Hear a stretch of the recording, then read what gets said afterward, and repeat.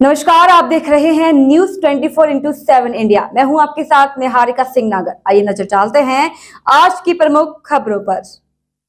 कालिका माता मंदिर बखतपुरा धाम के गादीपति सतीश जी अजनार से कालिका माता मंदिर पर काफी समय बाद आज भेंट हुई, जिसमें सतीश अजनार से उनके कार्यों के बारे में जानकारी ली गई, क्योंकि सतीश जी अजनार कालिका माता के बहुत बड़े भक्त हैं। इसके बाद भी उन्हें राजनीति में क्यों आना पड़ा, इसके बारे में हमने जानने की कोशिश की।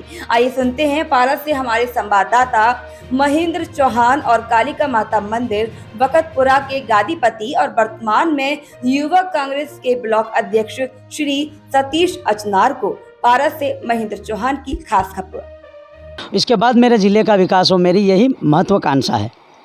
जी, जैसा कि हमने पहले भी बताया था, सतीश जी अजनार का सबसे पहला मुद्दा लक्ष्य सहयोग और सद्भावना ही है, जिसमें उन्होंने अभी भी स्पष्ट किया है जितना हो सकेगा विकास कार्य करना है, गांव का करना है, ग्राम पंचायत का करना है, मोहल्ले का करना है, उसके बाद जिले का करना है।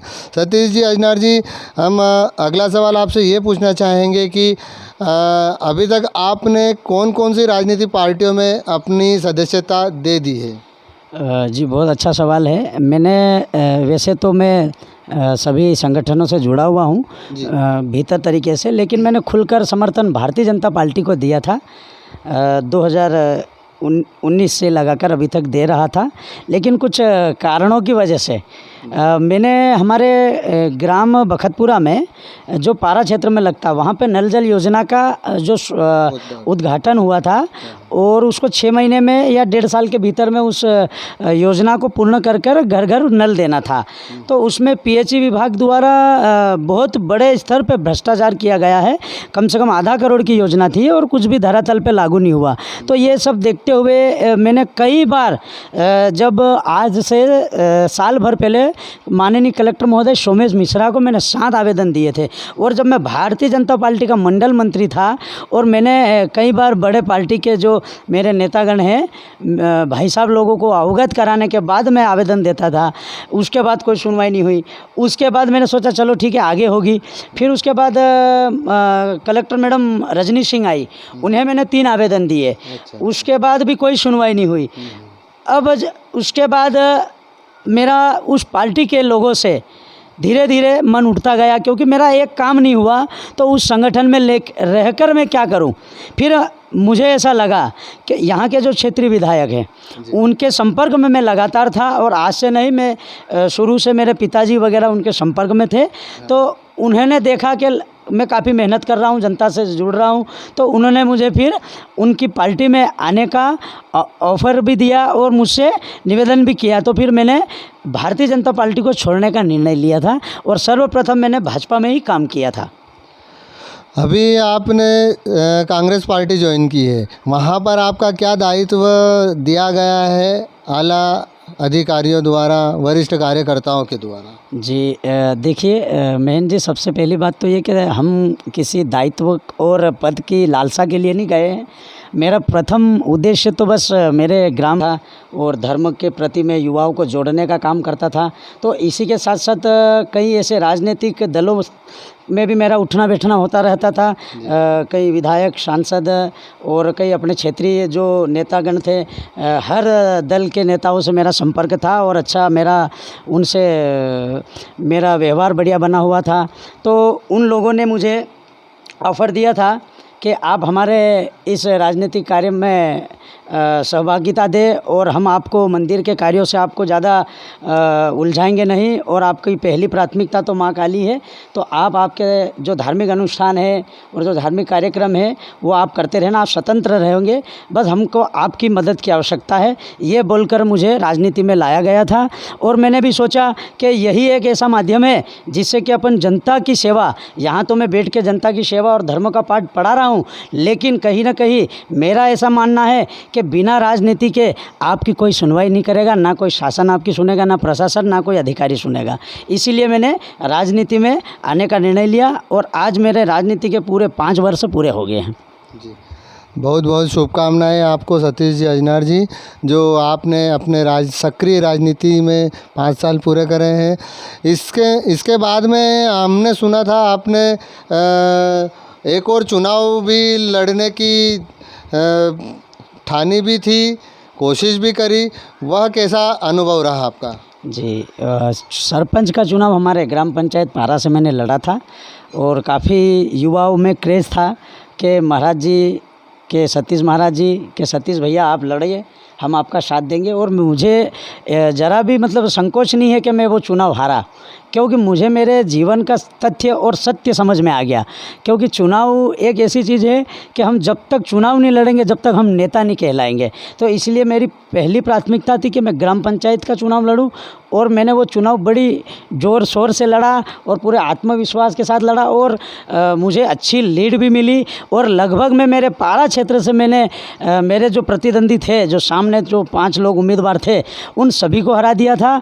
वो तो यहाँ से छटा हुआ एक गांव है लखपुरा, वहाँ से मेरी हार हुई। उस वजह से मुझे हार का सामना करना पड़ा। और कुछ मेरे ही अपने लोगों ने यहीं के जो मेरे संगठन में, जिस संगठन में मैं कार्यरत था, जिसमें मैं सेवा दे रहा था, वहीं से थोड़ा सा मेरे साथ धोखा हुआ और हार का मुझे सामना करना पड़ा। तो मैं उसके लिए भी बिल्कुल तैयार हूँ, और मैं आज भी जनता के लिए लड़ता हूँ और बोलता हूँ। और जिन लोगों ने मुझे वोट नहीं दिया, मुझे तो उन्हीं का काम मैं पहले करने के लिए दौड़ा चला जाता हूँ। तो मेरी यही प्राथमिकता है कि सबसे पहले मेरे ग्राम का विकास हो।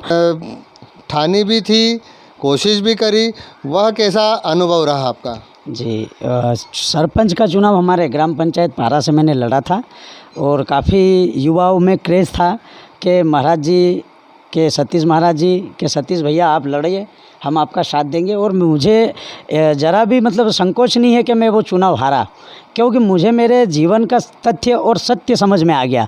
क्योंकि चुनाव एक ऐसी चीज़ है कि हम जब तक चुनाव नहीं लड़ेंगे जब तक हम नेता नहीं कहलाएंगे। तो इसलिए मेरी पहली प्राथमिकता थी कि मैं ग्राम पंचायत का चुनाव लड़ूं, और मैंने वो चुनाव बड़ी ज़ोर शोर से लड़ा और पूरे आत्मविश्वास के साथ लड़ा, और मुझे अच्छी लीड भी मिली। और लगभग मैं मेरे पारा क्षेत्र से मैंने मेरे जो प्रतिद्वंदी थे, जो सामने जो 5 लोग उम्मीदवार थे, उन सभी को हरा दिया था। वो तो यहाँ से छटा हुआ एक गांव है लखपुरा, वहाँ से मेरी हार हुई। उस वजह से मुझे हार का सामना करना पड़ा। और कुछ मेरे ही अपने लोगों ने यहीं के जो मेरे संगठन में, जिस संगठन में मैं कार्यरत था, जिसमें मैं सेवा दे रहा था, वहीं से थोड़ा सा मेरे साथ धोखा हुआ और हार का मुझे सामना करना पड़ा। तो मैं उसके लिए भी बिल्कुल तैयार हूँ, और मैं आज भी जनता के लिए लड़ता हूँ और बोलता हूँ। और जिन लोगों ने मुझे वोट नहीं दिया, मुझे तो उन्हीं का काम मैं पहले करने के लिए दौड़ा चला जाता हूँ। तो मेरी यही प्राथमिकता है कि सबसे पहले मेरे ग्राम का विकास हो, मेरे मोहल्ले का विकास हो, इसके बाद मेरे ज़िले का विकास हो। मेरी यही महत्वाकांक्षा है। जी, जैसा कि हमने पहले भी बताया था, सतीश जी अजनार का सबसे पहला मुद्दा लक्ष्य, सहयोग और सद्भावना ही है, जिसमें उन्होंने अभी भी स्पष्ट किया है जितना हो सकेगा विकास कार्य करना है। गांव का करना है, ग्राम पंचायत का करना है, मोहल्ले का करना है, उसके बाद जिले का करना है। सतीश जी अजनार जी, हम अगला सवाल आपसे ये पूछना चाहेंगे कि अभी तक आपने कौन कौन सी राजनीतिक पार्टियों में अपनी सदस्यता दे दी है? जी बहुत अच्छा सवाल है। मैंने वैसे तो मैं सभी संगठनों से जुड़ा हुआ हूँ भीतर तरीके से, लेकिन मैंने खुलकर समर्थन भारतीय जनता पार्टी को दिया था। 2019 से लगाकर अभी तक दे रहा था, लेकिन कुछ कारणों की वजह से मैंने हमारे ग्राम बखतपुरा में जो पारा क्षेत्र में लगता, वहाँ पे नल जल योजना का जो उद्घाटन हुआ था, और उसको 6 महीने में या 1.5 साल के भीतर में उस योजना को पूर्ण कर कर घर घर नल देना था। तो उसमें पीएचई विभाग द्वारा बहुत बड़े स्तर पे भ्रष्टाचार किया गया है। कम से कम आधा करोड़ की योजना थी और कुछ भी धरातल पे लागू नहीं हुआ। तो ये सब देखते हुए मैंने कई बार, जब आज से साल भर पहले माननीय कलेक्टर महोदय सोमेश मिश्रा को, इसके बाद मेरे ज़िले का विकास हो, मेरी यही महत्वाकांक्षा है। जी, जैसा कि हमने पहले भी बताया था, सतीश जी अजनार का सबसे पहला मुद्दा लक्ष्य, सहयोग और सद्भावना ही है, जिसमें उन्होंने अभी भी स्पष्ट किया है जितना हो सकेगा विकास कार्य करना है। गांव का करना है, ग्राम पंचायत का करना है, मोहल्ले का करना है, उसके बाद जिले का करना है।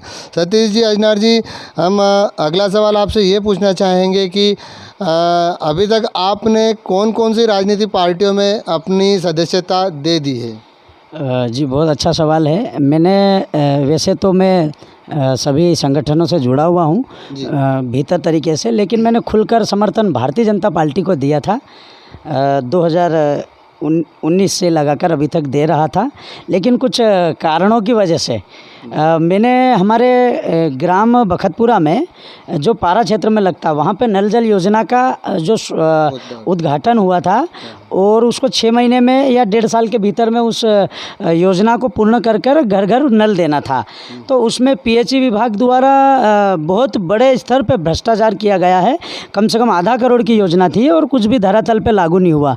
तो ये सब देखते हुए मैंने कई बार जब आज से साल भर पहले माननीय कलेक्टर महोदय सोमेश मिश्रा को मैंने 7 आवेदन दिए थे, और जब मैं भारतीय जनता पार्टी का मंडल मंत्री था और मैंने कई बार बड़े पार्टी के जो मेरे नेतागण हैं भाई साहब लोगों को अवगत कराने के बाद मैं आवेदन देता था। उसके बाद कोई सुनवाई नहीं हुई। उसके बाद मैंने सोचा चलो ठीक है आगे होगी। फिर उसके बाद कलेक्टर मैडम रजनी सिंह आई, उन्हें मैंने 3 आवेदन दिए। उसके बाद भी कोई सुनवाई नहीं हुई। अब उसके बाद मेरा उस पार्टी के लोगों से धीरे धीरे मन उठता गया, क्योंकि मेरा एक काम नहीं हुआ तो उस संगठन में रहकर मैं क्या करूं। फिर मुझे ऐसा लगा कि यहाँ के जो क्षेत्रीय विधायक हैं उनके संपर्क में मैं लगातार था, और आज से नहीं, मैं शुरू से मेरे पिताजी वगैरह उनके संपर्क में थे। तो उन्होंने देखा कि मैं काफ़ी मेहनत कर रहा हूँ, जनता से जुड़ रहा हूँ, तो उन्होंने मुझे फिर उनकी पार्टी में आने का ऑफ़र भी दिया और मुझसे निवेदन भी किया। तो फिर मैंने भारतीय जनता पार्टी को छोड़ने का निर्णय लिया था और सर्वप्रथम मैंने भाजपा में ही काम किया था। अभी आपने कांग्रेस पार्टी ज्वाइन की है, वहाँ पर आपका क्या दायित्व दिया गया है आला अधिकारियों द्वारा, वरिष्ठ कार्यकर्ताओं के द्वारा? जी देखिए मेहन जी, सबसे पहली बात तो ये कि हम किसी दायित्व और पद की लालसा के लिए नहीं गए हैं।